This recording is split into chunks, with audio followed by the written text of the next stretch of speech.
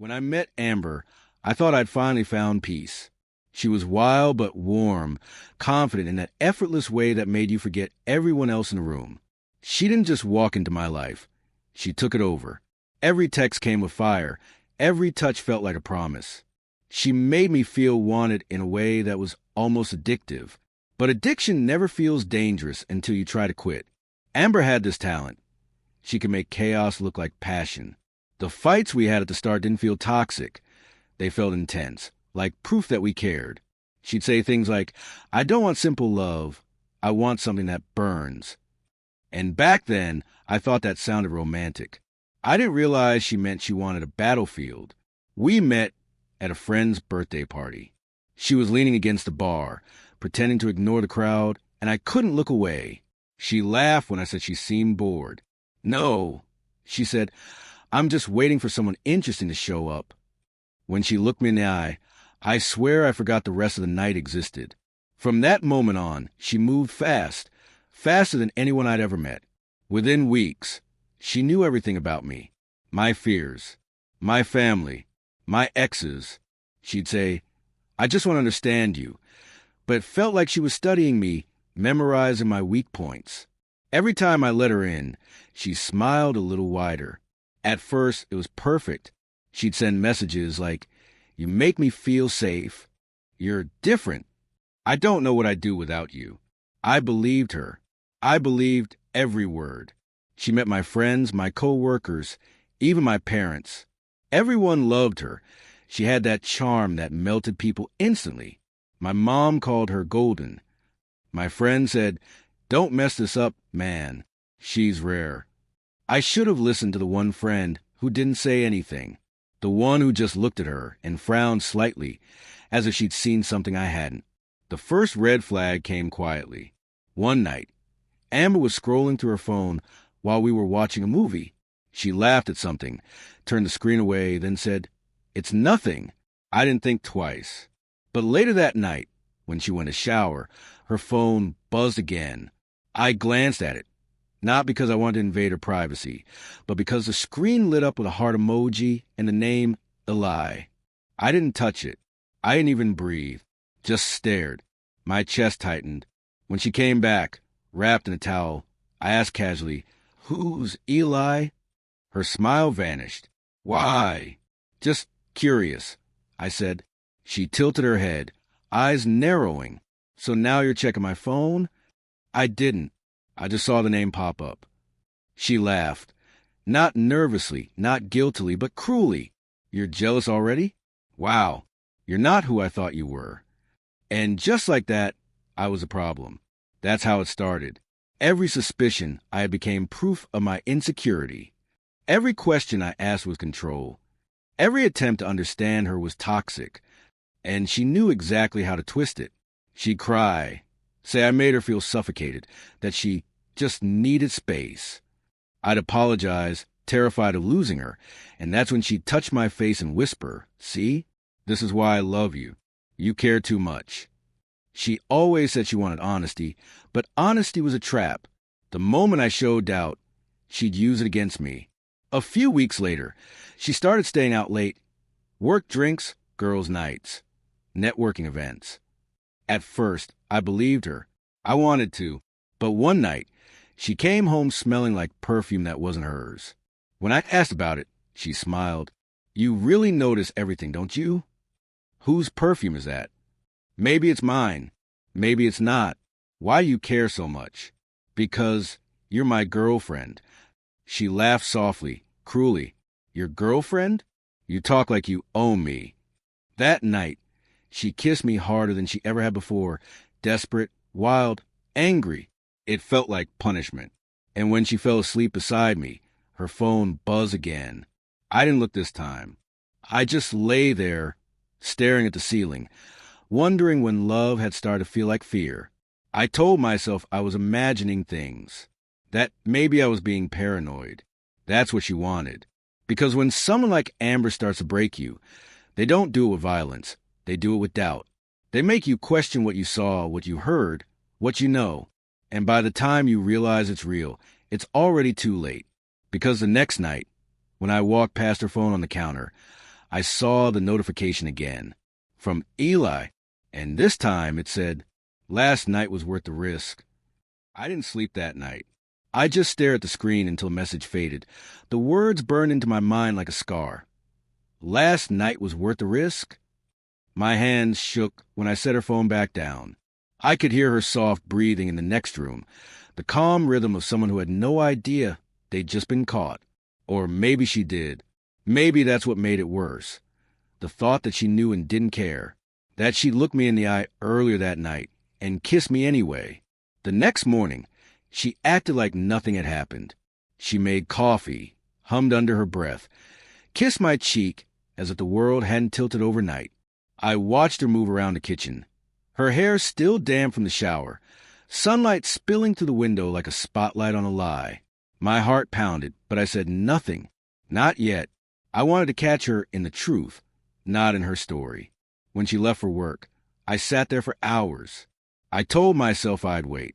I'd stay calm. But by the time she came home that evening, the words were already clawing their way up my throat. "Amber," I said. "Who's Eli?" She froze, just for a split second. Then she smiled, slow and dangerous. "Oh, we're still on that. You didn't tell me who he is." She set down her purse, crossed her arms, and tilted her head. "You really don't trust me, do you?" "Just answer question." "Fine," she said. "He's a friend. From work. Friends don't text each other. That last night was worth the risk." Her smile vanished. The mask cracked. Then came the sigh, that deep, dramatic exhale she always used before turning the blame. "You went through my phone again." "I didn't." "Don't lie to me." "I saw the message when it popped up. I didn't go through anything." She shook her head, laughing bitterly. "You know what your problem is? You create problems that don't exist. You look for reasons to be miserable." I felt the heat rise in my chest. "Amber," I saw the message. "Then maybe you should talk to Eli yourself," she said, her tone sharp enough to cut through air. "He'll tell you the same thing I'm telling you. We were out with co-workers. We took separate rides home. You always jump to the worst conclusion." I stared at her. Why would he say it was worth the risk? She paused for half a heartbeat, just long enough for me to see the flicker of panic, and then her eyes filled with tears. "Because I told him not to tell you. Because I knew you'd overreact like this." The way she said it, the way her voice cracked just enough, made me feel like I was the one who'd done something wrong, like I'd violated some invisible rule. I started to speak, but she cut me off. "I can't believe you," she said, stepping back, arms wrapping around herself. "You're supposed to be the one person I feel safe with, and you treat me like a liar. Do you have any idea how that feels?" I opened my mouth, but no sound came out. She shook her head, turned away, and whispered, "You're suffocating me." And that's when it hit me. I'd lost control of the conversation before it even began. For the next hour, I apologized, not because I believed her, but because I couldn't stand the distance in her eyes. Every word she said twisted deeper. "I thought you were different. I thought you'd never make me feel small. You're just like the rest of them." By the end, I was the one saying sorry for seeing the truth. That's how she worked. She never denied anything directly. She made me feel guilty for noticing. Days passed, and she acted like nothing had happened. But things shifted. She started using my guilt like leverage. She'd stay out even later, silence her phone, leave lipstick-stained wine glasses on the counter when she came home. If I even hinted at suspicion, she'd tilt her head and say, "We're not doing this again, right?" The scariest part? I started believing maybe I was a problem. That maybe I'd push her away with my questions. That maybe I'd cause all of it. That's what she wanted. To turn her betrayal into my burden. Then one night, we went to dinner with a few of her friends. The kind of dinner where everyone pretends they're not competing for attention. Amber was magnetic, as always. Charming, witty, effortlessly beautiful. But halfway through the meal, she reached for her phone, smiled at something on the screen, and laughed under her breath. I watched her thumb hover over the keyboard, and my stomach dropped. She caught me looking. "What?" she asked, voice playful but eyes cold. "Nothing," I said. She smirked. You think it's Eli again, don't you? Everyone at the table looked up. My face burned. I didn't say that. You didn't have to, she said, laughing. You're so predictable. The table went quiet. Someone cleared their throat. Amber smiled sweetly, leaned over and kissed my cheek. Relax, baby. It's just work. Everyone laughed again. The tension broke. For them, not for me. I sat there, smiling to the humiliation, feeling my insides twist. And Amber?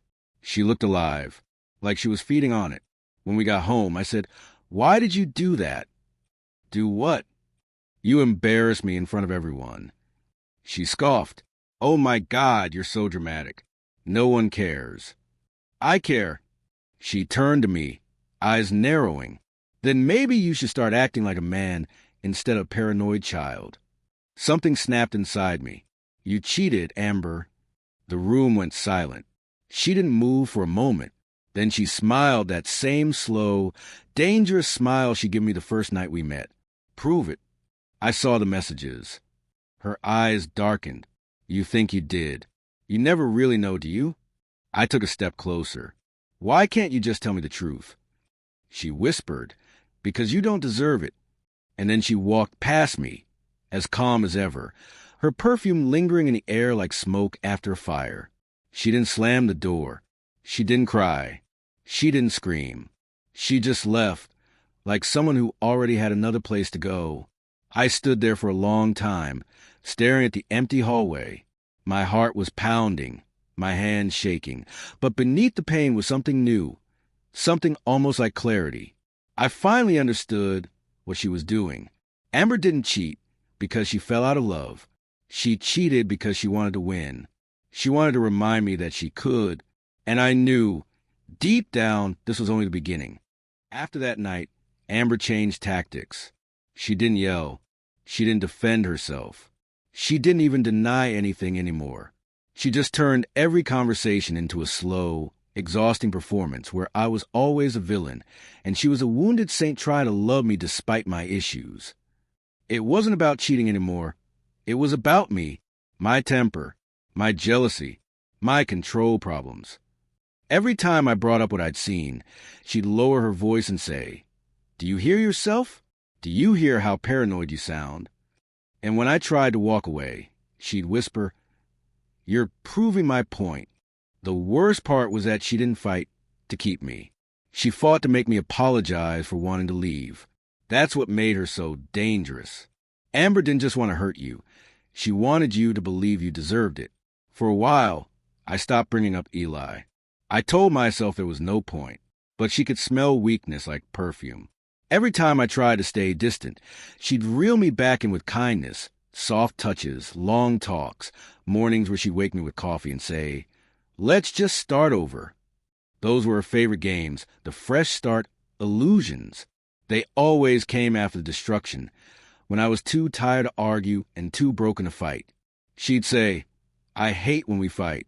It makes me feel like I'm losing you." And I'd melt because I still loved her. Or at least, I loved a version of her that only existed between the chaos. The one who laughed at me, held my hand, looked at me like I was the only person in the world. But that version never stayed. She only showed up long enough to make me forget how bad the rest of her could be. One night, weeks after she'd walked out, she came back without warning. I heard her keys in the door and froze. She stepped inside like she still lived there, tossed her bag on the counter, and said, "You changed the sheets." I stared at her. "Why are you here?" She smirked. "So cold. Don't I get a low?" "Amber, it's 1 a.m. "I couldn't sleep," she said, walking closer. "You still mad at me?" I didn't answer. She took another step, close enough for me to smell her perfume. Something new, sharper, expensive. "You think I slept with him," she said. "I know you did." She smiled faintly. "You sound so sure. It's almost cute. Stop playing games." She tilted her head. "I'm not playing. I'm just trying to understand why you need me to be the villain so badly." That line, that poisonous, perfect line, hit harder than a slap, because she said it softly, like she was the one getting hurt. like she was exhausted from dealing with someone unstable. And before I could stop myself, I heard the words leaving my mouth. "I'm not trying to make you the villain." She smiled, slow and satisfied. "Good, because I'm not." That's how she won. Not with proof, but with tone. She made every truth sound cruel, every lie sound reasonable. She sat on the couch and crossed her legs, completely at ease. "You know," she said, "Eli and I barely talk anymore. He told me he felt guilty for coming between us." I felt my stomach drop. "He admitted it?" She laughed. "God, you're so predictable. You only hear what you want to hear." "What did you tell him?" "That you were struggling," she said, her voice low, almost gentle. "That you needed space. That maybe I should give it to you. So you made me look crazy to him, too." "Crazy?" she repeated, leaning forward. "No, baby. I told him you were hurt. Because you are." She smiled, her eyes softening with fake sympathy. "You don't even realize how broken you sound sometimes. You need help." She said it like she cared, like she wanted to save me. And that made it worse. "Amber," I said, trying to keep my voice steady, "do you ever take responsibility for anything?" Her eyes flickered. "You mean like loving you? Like lying to me? Manipulating me?" She laughed quietly. "You're so dramatic." Then, with perfect timing, she let her lip tremble just slightly. "Do you ever stop to think how hard this has been for me? Watching the person I love become someone who doesn't trust me? I wake up every day wondering what I did wrong."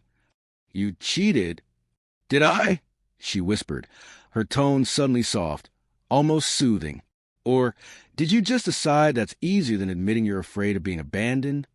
It was unreal, like she'd found a way to make her betrayal about my trauma. I stared at her, speechless, as she stood up and placed a hand on my cheek. "I still love you," she said, "even when you hate me." And then she kissed me. Not a tender kiss, but one that felt like claiming territory. I didn't kiss back, but she didn't care. When she pulled away, she whispered, "You'll forgive me eventually. You always do." Then she left. I sat there in the dark, shaking, trying to piece together what had just happened. She'd walked in like a storm and left me questioning my own memories. Again, that was her power, rewriting reality until even the pain felt like something she'd invented. Over the next few weeks, she kept calling, not to apologize, not to fix things, just to check in, to remind me she was still in control. She'd say things like, "I miss us," or "You've been on my mind." And when I didn't respond, she'd post vague quotes online. Sometimes love hurts more when it's real. They only tell one side of the story. People would comment, sending her sympathy, calling her brave. And I realized something terrifying. She wasn't just manipulating me anymore. She was rebranding herself, turning her lies into a public identity. Amber wasn't just cheating on me with Eli. She was cheating on the truth. And she was winning. After that night, something inside her shifted. Or maybe she just stopped pretending. The masks, the tears, the carefully crafted sympathy, they were gone. Amber didn't need them anymore. She'd already rewritten the story. Now she just needed an audience. And she found one in everyone around us. It started subtly, like everything she did. Little comments dropped into conversations. A glance that lingered too long. A sigh when someone mentioned my name. "He's just been difficult lately," she'd say with a soft laugh. "I think he's under a lot of stress." Or, "You know how he gets when he feels insecure." She never called me controlling, but she didn't have to. The seed was enough. People believed her because she played the part so perfectly. The calm, graceful girlfriend who was trying her best to love a man who was struggling. At first, I didn't notice. My friends started texting less. My co-workers stopped inviting me out. I thought it was coincidence, until I overheard one of them whisper. She said he gets angry fast. It was like watching my world dissolve one rumor at a time. When I confronted Amber about it, she tilted her head, eyes wide with mock confusion. "What are you talking about?" "You've been talking to people about us." "I haven't said anything bad." "You told Jess I yelled at you." Her lips parted in a gasp so convincing I almost believed it myself. I never said that. I told her we argued. Amber, you know how that sounds. She shook her head slowly, her voice trembling. You're scaring me. That line, those 3 words. I swear she weaponized them more efficiently than any knife. Every time she said them, my anger evaporated. I'd back away, apologize, question myself. And she knew it. See, she whispered one night, after I begged her to stop twisting things. This is what I mean. You lose control. I wanted to scream, to tell her she was the one twisting everything. But every protest made me look more unhinged, and she fed on that, on making me doubt my own sanity. Then came the public display. We were at a mutual friend's birthday dinner, one of the few invitations I still got. I thought maybe things were improving. Amber had been distant but pleasant, even affectionate. Halfway through the evening, she stood up suddenly, tears in her eyes, and said, "Can we talk outside?" Everyone looked up. I followed her out, my heart pounding. Outside, she turned to me, trembling. "Why are you doing this?" "What?" "You keep looking at me like you hate me." "I'm not." "Stop lying," she snapped. "You always do this. You twist everything until I'm the crazy one." Her voice broke just as the door opened behind us. 2 of our friends stepped outside, catching the end of it. Amber turned toward them, tears spilling down her cheeks. "I can't do this anymore," she whispered, and ran to her car. They stared at me, silent, judging. I tried to explain, but the words came out broken. It didn't matter. In their eyes, the damage was done. From that night on, she owned the narrative. She started posting cryptic messages online, sad quotes about toxic love, photos of her with red eyes and soft lighting, captions like "Healing takes time." Her followers flooded the comments. "You deserve better. Stay strong, girl. He doesn't deserve you." And she replied to each one, not with words, but with a single heart emoji. That was enough. Then came the final blow. One morning, I got a call from HR. They said there had been an anonymous complaint about me. Inappropriate behavior toward a female coworker. My stomach dropped. I asked who made the report. They couldn't say. But the details, the phrasing, they were all too familiar. Controlling. Manipulative. Emotionally unstable. I didn't need proof. I knew her fingerprints when I saw them. Amber had taken the story she built about our relationship and fed it to my workplace. I texted her that night. "You're trying to destroy me." She replied a minute later. "No, I'm just protecting myself." That's when I realized this was never about love. It was about power. She wanted me trapped in her shadow, desperate to prove I wasn't who she said I was. And she succeeded. People stopped looking at me the same way. Even those who didn't believe her still hesitated, because once the rumor exists, the doubt never dies. But the real cruelty came later, when she reached out again, after weeks of silence. After I'd lost sleep, friends, and nearly my job, she called me one night, her voice soft, fragile. "I miss you," she said. I didn't answer. "I know things got ugly," she whispered, "but I never wanted to hurt you." "Then why did you?" "I just wanted you to love me like you did at the start," she said, "before you stopped trusting me." I almost laughed. The way she said it, like I was the reason everything fell apart, was so calm, so believable, that for a moment I questioned my own memory again. Amber didn't destroy people by screaming. She destroyed them by making them whisper apologies for crimes she committed. That night, I hung up the phone and stared at the wall for hours, realizing I was living in a story she'd written for me. And the more I fought to escape it, the more believable it became. And yet, even knowing all that, I still missed her. That was the scariest part of all. I spent weeks drowning in silence. No one called. No one asked my side. The friends I thought I had disappeared into the quiet comfort of believing her version. Because it was easier. Amber had rewritten the story so perfectly that even I started doubting what was real. I'd wake up in the middle of the night, replaying every conversation, every fight, wondering if I had raised my voice, if maybe she really did feel unsafe. That's the thing about people like her. They don't just lie to others. They make you lie to yourself. Then one evening, I saw her at a mutual friend's engagement party. I almost didn't go, but I couldn't stand hiding anymore. I told myself I'd keep my distance, that I'd just show up, smile, prove I wasn't the monster she made me out to be. But the moment I walked in, I felt her eyes on me. She was standing by the bar, dressed in red, the color she always wore when she wanted attention. And of course, she got it. People hovered around her like moths. She smiled that practiced, delicate smile, the one that said, "I'm healing. Please admire me for it." When she noticed me, her expression didn't change. She didn't flinch or turn away. She just smiled wider, lifted her glass slightly, a silent toast. I could almost hear her thoughts. "Let's see how you behave tonight." I tried to ignore her. I talked to a few people, forced myself to laugh at jokes I barely heard. But everywhere I turned, I could feel the weight of whispers. Someone had told me earlier that Amber had been through a lot, that she was trying to move on. They said it like I was the storm she was escaping. I wanted to shout that it wasn't true, that I was the one left bleeding, that she was the one who set fire to everything. But how do you explain manipulation to people who've only seen her smile?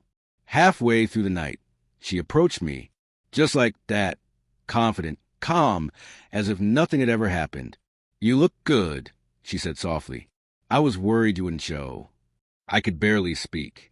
"Why are you talking to me?" "Because we shouldn't hate each other," she said, eyes shimmering with that fake fragility she used like perfume.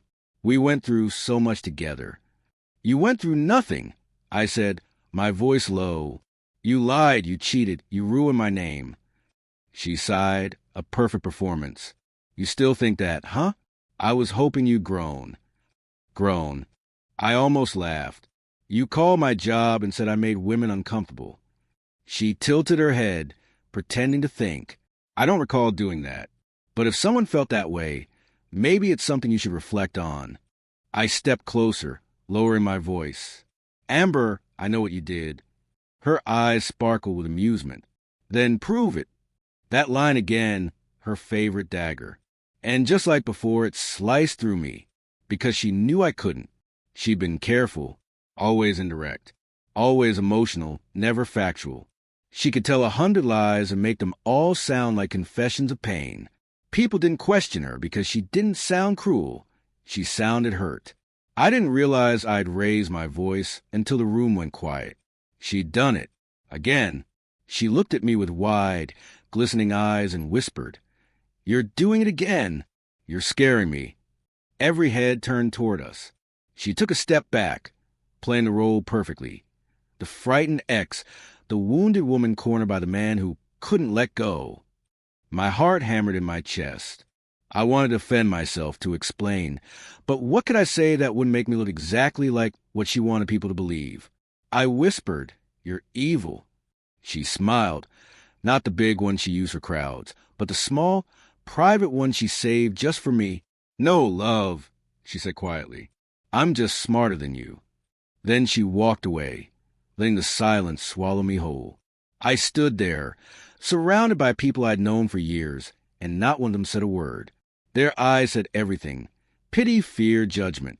And Amber, across the room, laughed softly at something someone said, touching their arm, making them feel seen. She was untouchable. Later that night, I went home and finally broke. I sat in the dark, phone in hand, scrolling through her social media. Every post was a performance. Healing doesn't mean forgetting. Sometimes love means letting go. Thousands of likes. Hundreds of comments calling her strong. She'd turned my pain into her brand. That's when I realized the truth I'd been avoiding. Amber didn't just want to win the breakup.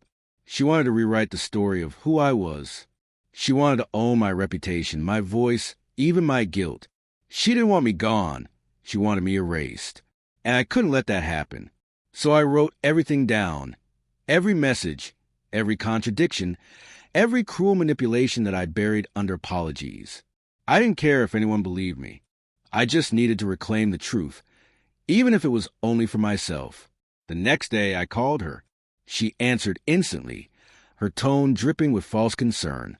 "I was wondering when you'd reach out," she said. I took a deep breath. "We need to talk." In person. About what? About how this ends. There was a pause, then a soft laugh. Oh, sweetheart, she said. It already did. I hung up. My hand was shaking, but for the first time in months, I felt clear. This wasn't about revenge anymore. It wasn't about proving she'd cheated or lied.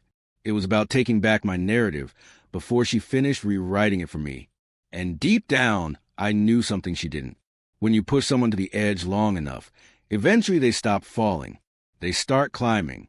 I didn't sleep the night before I saw her again. I kept imagining what I'd say, how I'd keep my voice steady, how I'd stop her from twisting everything like she always did. But words had never worked with Amber. She could turn logic into guilt, evidence into accusation, pain into performance.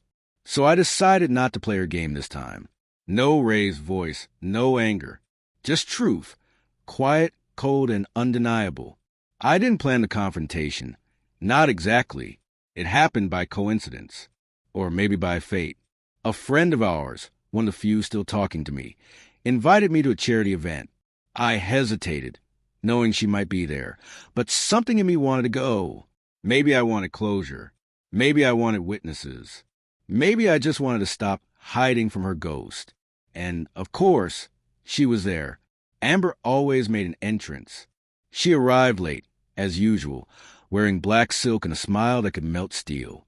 The crowd turned to look at her like she was royalty. Her hand brushed against the arm of some guy I didn't recognize. Tall, clean-cut, expensive watch. The new replacement. The next project. She spotted me immediately. Her smile didn't fade. It simply shifted, warmer, almost pitying. Like I was some lost dog she used to own. I could feel the old anger rise inside me. But I held it down. Not this time. Throughout the evening, she circled closer. Every time she laughed, it was just loud enough for me to hear.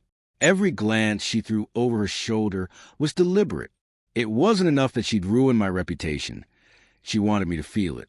She wanted me to remember I'd never beat her at her own game. But games only work if both players are still playing. When she finally approached, it was during one of those casual mingling moments when everyone's pretending to be interested in small talk. She came right up to me, glass of wine in hand, eyes shining with mischief. "You came," she said softly. "I didn't think you would." I smiled faintly. "You didn't think I'd face you." Her lips curved. "I didn't think you'd still care." "I don't," I said, calm and steady. "That's why I'm here." She tilted her head, studying me like a puzzle she'd solved years ago. "You look tired." "Yeah," I said. "That's what happens when someone keeps rewriting your life for you." She chuckled, feigning confusion. "Oh, are we still on that? You really should learn to let go." I leaned closer, just enough that only she could hear. "You lied about me, Amber. You called my job. You turned my friends against me. You told people I scared you." She swirled her wine, eyes gleaming. "You did scare me sometimes. The way you looked at me when you were angry. I was angry because you cheated."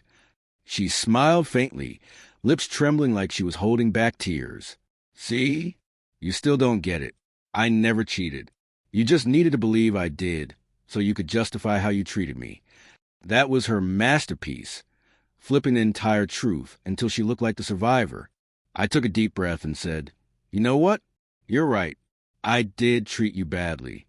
Her eyes lit up instantly. "Thank you for finally admitting it." "Yeah," I continued.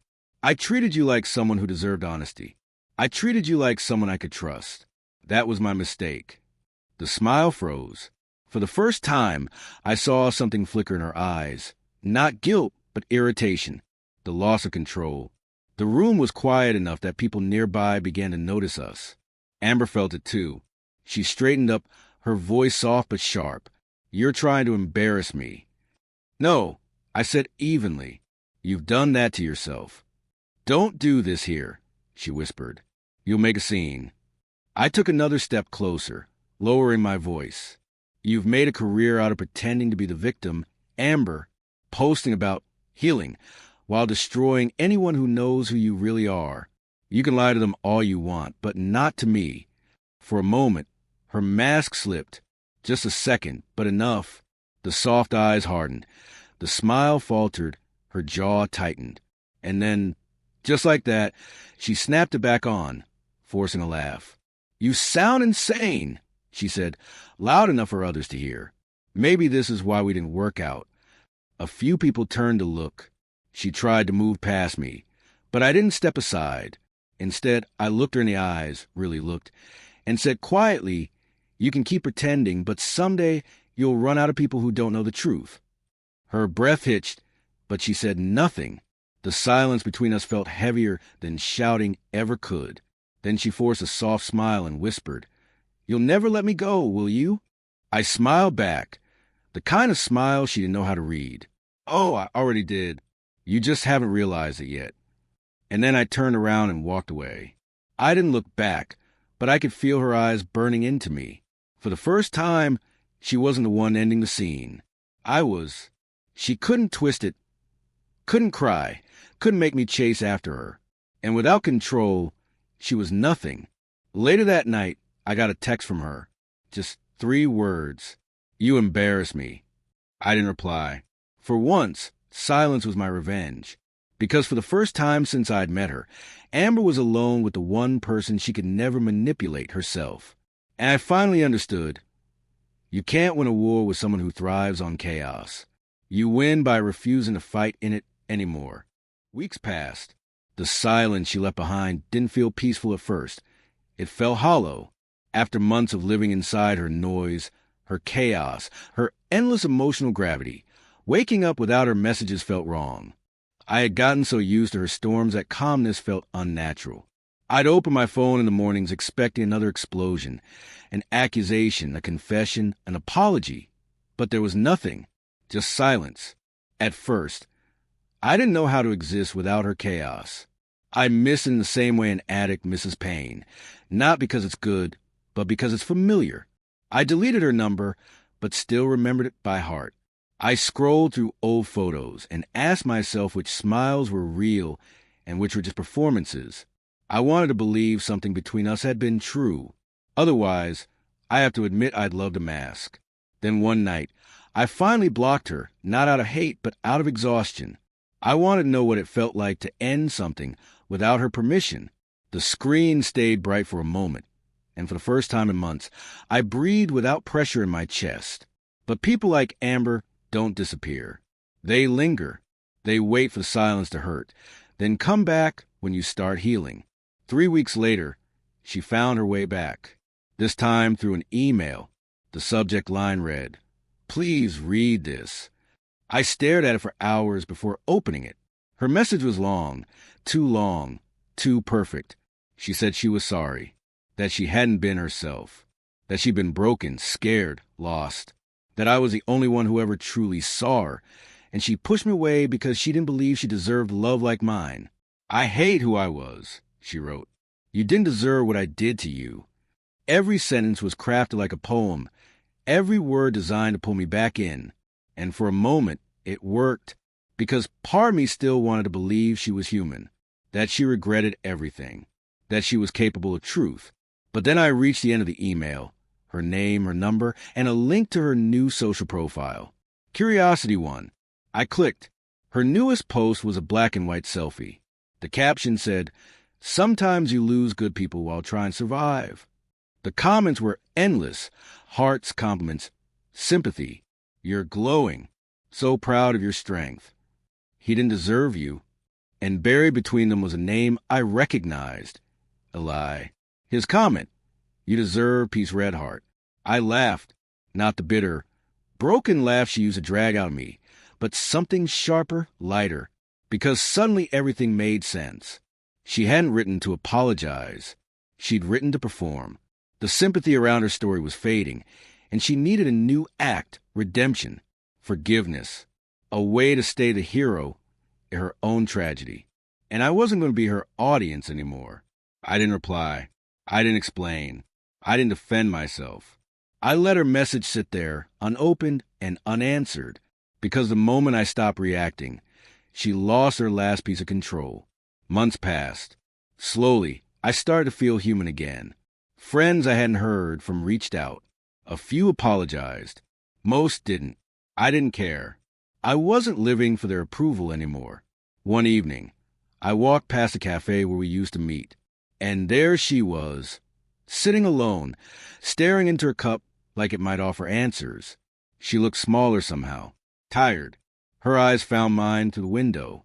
For a split second, her expression softened, almost like instinct. That familiar plea, the one that once broke me. But I didn't stop. I didn't smile. I didn't look back. I just kept walking. And in that silence, I finally understood what freedom actually feels like. It doesn't roar. It doesn't announce itself. It's quiet.